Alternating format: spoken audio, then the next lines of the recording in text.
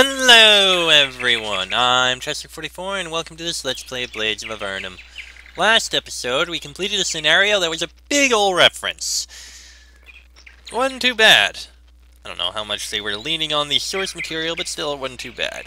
Now we got another scenario to do from Nikki.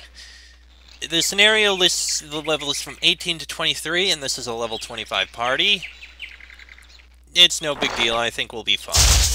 And the scenario is Out of Sight Part 1. 15 steps, then a sheer drop. For atmosphere purposes, your party's skill with the mage spell Light has been removed for this scenario. Upon completion, the party will have the spell restored completely. You slowly get to your feet, brushing away the dust and rock that clings to you. Wincing, you immediately wish you hadn't moved. Everywhere aches and is tender to your touch. What happened? Looking around you, you can see that you're in a fairly large cave, the floor of which is strewn with rubble and debris.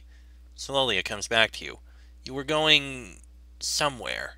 You were walking down a long tunnel when, looking up far into the gloomy cave, you see a large hole in the rock above. The ground must have given away and deposited you here, wherever that is. You feel for your gear. It's all there, but you don't find any clues as to where you were going when you fell. Never mind. In your current state, your first priority is getting to a nearby settlement to rest.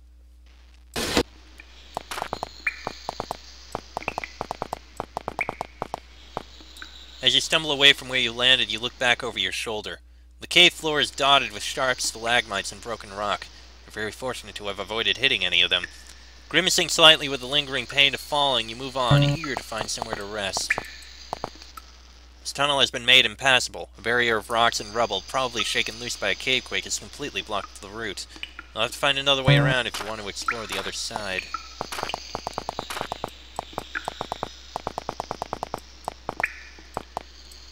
This section of tunnel has been blocked off by rock and rubble. From the looks of it, a number of small cavequakes have, over the years, gradually built up on top of each other. In another 10 or 20 years, the tunnel will probably be completely closed off. You'll have to find another way out. That one's... I wonder. What about to the north? Is there anything there? Or is that also blocked? No, that has paths, so we'll continue to the south for now. Walking down this gently sloping passage, you suddenly wonder why it's so quiet. Apart from the occasional drip of water and the ever-present sound of bats, the caves are silent. Then, as if on cue, you hear a low, ominous growl far off in the distance. Hopefully whatever made it is far away from you. Judging from the sound of it, it's huge. Gripping your weapons a little more tightly, you press on. Yeah, let's take a look at that other path first. That's a dead end. As you enter this small, closed-off cave, you hear the high-pitched squealing of bats far above you. Looking up into the gloom, you see a long shaft ascending into some caves higher up. It's fortunate that the bats are so far away. In your weakened state, you doubt you'd be able to fend off a large group of them. Okay, so that's a dead end. A small trickle of falling water has, probably over many years, created a small swamp in this little cave. The mushrooms and fungi growing here are large and ripe. Clearly no humans have been here to harvest the crop, at least for a while. Perhaps if you take a closer look, you can find something that would be useful for potion crafting. Ow. Okay, that was a stupid idea. The answer is no. Alright. Towards the creepy beast sounds.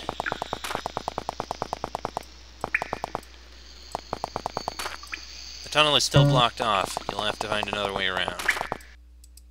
You move down this narrow tunnel. Hopefully you'll find some kind of civilization soon, and with any luck you'll avoid whatever beasts you heard growling before. The tunnel that you are following suddenly opens up into a wider cavern. Peering through the gloom, you can make out a smallish pool of water just in front of you, but that's not grabs your attention. To the south there is some kind of stone wall, and it's definitely man-made. You move towards it, thanking your good fortune that you found somewhere to rest so quickly. You get close enough to the building to take a proper look at it and immediately take a step back. It's a wreck. The entire northwest corner has collapsed, and you can make out... You take a swallow. The rubble, dirt, and wreckage of the building, which, judging from the furniture and large amounts of glasses and mugs was probably an inn, is littered with the yellowing bones of the deceased. Whether they died when the building collapsed or was destroyed or not, you can't tell, but they have certainly been there for a while. The sign has been thoroughly defaced. let's investigate this cavern. Can't go in there. This box is completely empty, which would suggest that either it was never used whilst the inn was open, or else somebody has emptied it since the inn was wrecked. You've already looked in there. Well, not that one, but... This section of cave is littered with a series of wood piles. Wood is still relatively rare in Avernum, but not nearly as much as it used to be. Whoever owned this inn was wealthy indeed if they could afford to have this amount just lying around. Okay, so we're in Avernum. We weren't just, like, exploring some random caves when they fell. No, we are actually in Avernum. As you walk down this path heading away from the ruined inn, you suddenly hear a clanging sound from behind you. You spin around and watch as the gates you just passed through slam shut. It's unlikely that they just decided to close on their own, which means that you've either just sprung a trap, or somebody closed them manually. Whichever it is clear that somebody doesn't want you to be able to turn back. In your experience, it usually means that there will be trouble ahead. Okay, let's move on. A huge rockfall has blocked the passageway ahead. Looks as though a large cavequake is shaking loose. Okay, same thing about that. And that's also blocked off. Up ahead is a small swamp. The caverns here must be particularly damp, and just beyond it you can make out a large patch of alchemical herbs. Even from here you can see that they are ripe and ready to pick. However, the floor to reach them is particularly treacherous. You should probably proceed with care lest you get bogged down.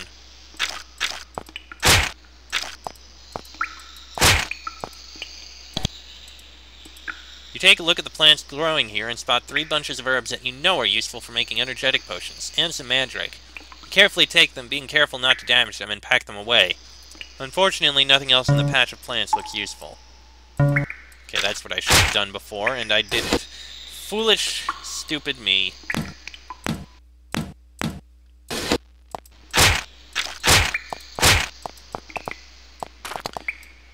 Passage is still blocked, right. That goes nowhere. You examine the small patch of mushrooms closely, but there are no useful reagents growing here. You move on. As you're walking down this tunnel, you suddenly double over in intense pain before collapsing into a fit of coughing. After a moment of agony, you wipe your mouth, trailing blood onto your hand. Clearly, when you fell, you did more damage to yourself than you first thought. You get to your feet, steadying yourself on the cave wall behind you. You should really try to find somewhere with healers sooner rather than later. You round this corner and stop dead. A dread howling exactly the same as the one you heard before echoes through the caves. Whatever mate is much closer than before. You grip your weapon tightly, but the caves remain silent. Still, it would probably be wise to continue cautiously. The cavern here has been blocked by an impassable wall of rubble and rock. You won't be able to pass this way.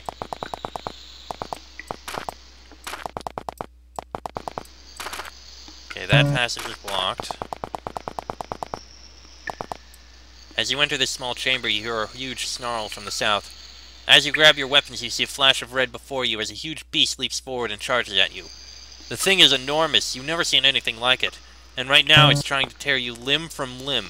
Ho! That is a very unique appearance for some kind of creature. I kind of like it.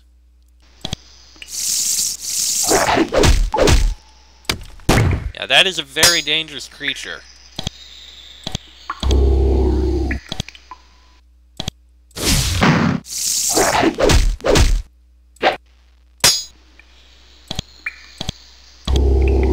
Yeah, you know what? Give a haste to Bonnie. It's doing more damage than we can heal right now.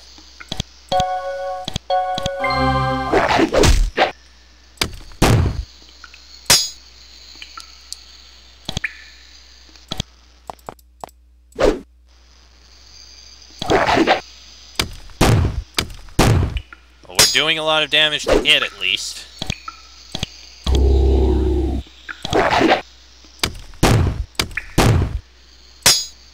The beast reels from your blows and staggers back. For a second you think it's going to lunge again, but instead it charges off to the north, growling fiercely as it goes. You have no doubt that you'll have to fight it again before you reach civilization, but for now, you're safe. Oh, Bonnie leveled up. Didn't expect that to happen. Another cavequake has cut off this cave. You won't be able to leave this way.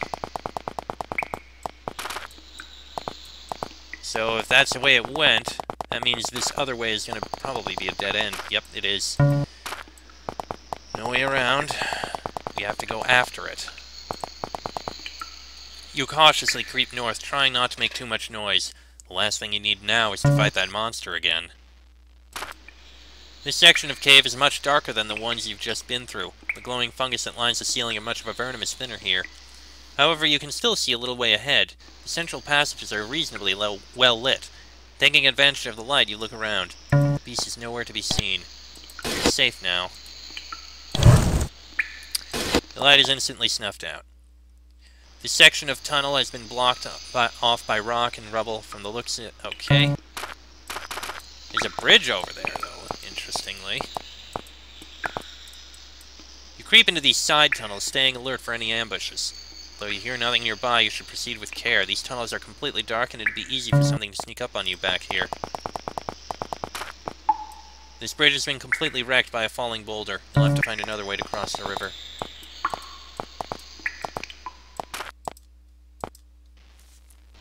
Alright, let's sneak through these tunnels. That leads to a dead end.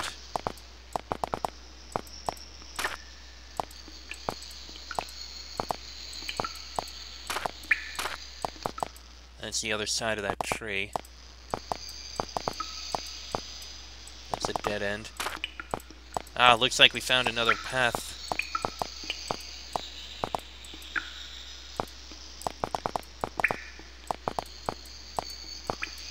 I never really liked these kinds of things. Okay, that's a dead end, so back on the main path. You make it out of the dark side tunnels and out into the main gallery without incident. However, as you pass into the glow of the ceiling fungus, you hear a loud growl from the north. Gripping your weapons, you scan the caves, but fail to see anything. It would appear that the beast likes to torment its prey before attacking.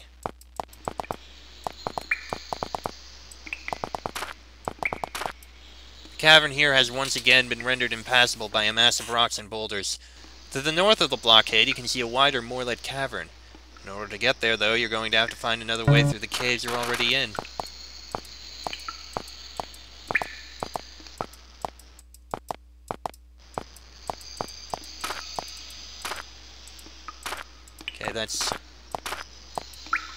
Okay, this is just a dead end here.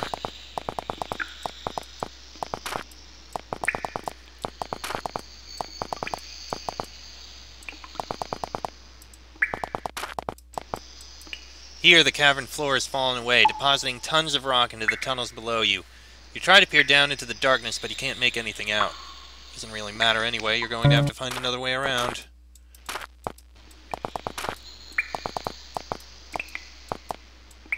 That's nothing.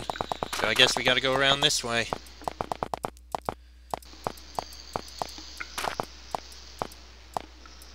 Nothing down that path.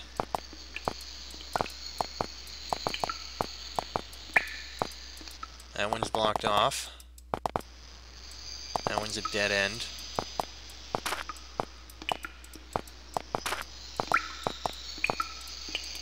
As you're groping your way along this cavern, you freeze. Another loud growling reaches your ears from the north, and you hear the sound of claws over stone. Gripping your weapons, you stand back against a wall, ready to do battle, but nothing ever comes. After another moment or two, you begin to inch forward again, weapon still drawn, just in case.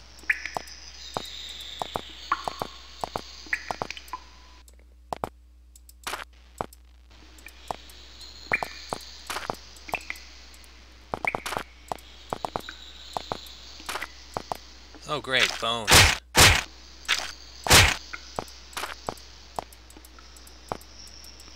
Well, that was a waste.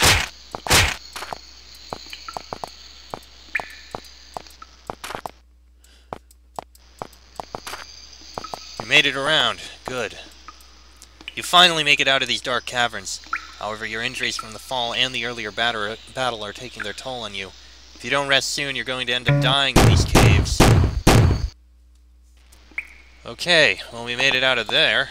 Good, I hate that. You enter this large cavern. It is much larger than the previous ones you have passed through. Looking around, you spot two things of interest. First of all, there are two ruined buildings here. At one point these caves must have been inhabited. The other thing you spot is what looks like a collection of nests on top of a small hill. Whatever lives there isn't at home right now, fortunately, but they could return at any time. You reach the top of this small hill and look around. Aside from the ruined buildings and a small swamp which you failed to spot earlier, you don't see anything interesting. Fortunately, you don't see the owners of these nests, one of which you assume must be the beast you fought earlier. Looks like you'll be able to get through this area without fighting again. Hopefully. The chest is completely empty apart from a fine layer of dust. Close it and move on. That must be the way we're supposed to go, but I'm gonna look through this... Well, maybe not. Yeah, it is. The sign has been completely defaced. Another cave quake made this tunnel impassable. Can't go that way. There's a swamp. As you get closer to the edge of this small pool of water, you spot heavy claw marks gouged into the rock. Whatever lives here must use this pool regularly. Interesting, maybe, but there's little you can do here. You move on.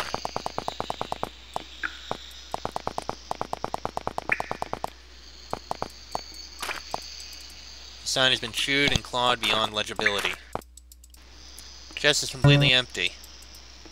Same thing there.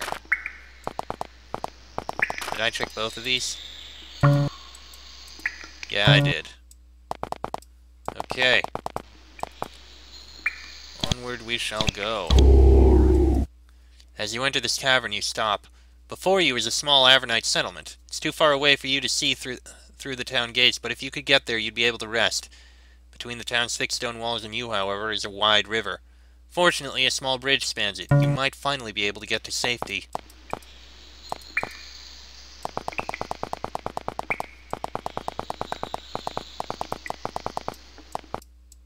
You step onto the stone bridge. It looks old, but after carefully testing your weight on it, you discover it is more than capable of ferrying you to the other side. Suddenly you see a flash of red from in front of you. A monster like the one you fought earlier must have gotten ahead of you somehow, and now it's blocking the only way to safety. You shout for help, but the town is too far away to hear you. You're going to have to defeat it yourself.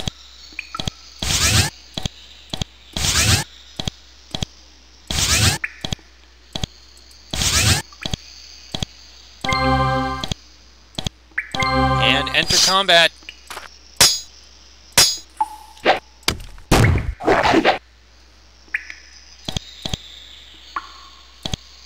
Okay, we can deal with this. Actually, fire an arrow. That was actually quite effective. Okay, we can kill it easily.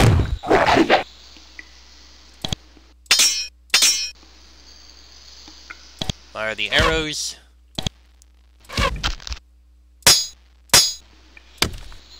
The beast staggers back and roars a deafening, angry screech. It stares at you coldly before sprinting off back into the caves behind you. Your path is clear. Well, that worked. As you reach the far end of the river, exhausted from your battle with the beast, you see several soldiers running towards you. They must have heard the beast's roar and came as soon as they could. They help you into the fort, keeping an eye out for any more attacks. You're safe at last. The end. And that is the end of that scenario. It said part 1, but I haven't seen any others, so that's gonna be the end of that scenario. Kinda interesting, in a way. Not too terrible. Kinda liked it. It did try to play up the atmosphere a bit, and it wasn't too bad for it. I'm just not really one for horror or that kind of stuff, so it didn't really affect me very much. Either way, we still have, I think, another 4 scenarios by this Nikki person. And she's proving she's not that bad at making scenarios. Much better than the last person, anyway. So, we'll see what she has in the next episode. Till then, I'm Chester44, that is Fox, Sheik, Bonnie, and Draco. This has been a Blades of Avernum Let's Play, and I shall see you all next time.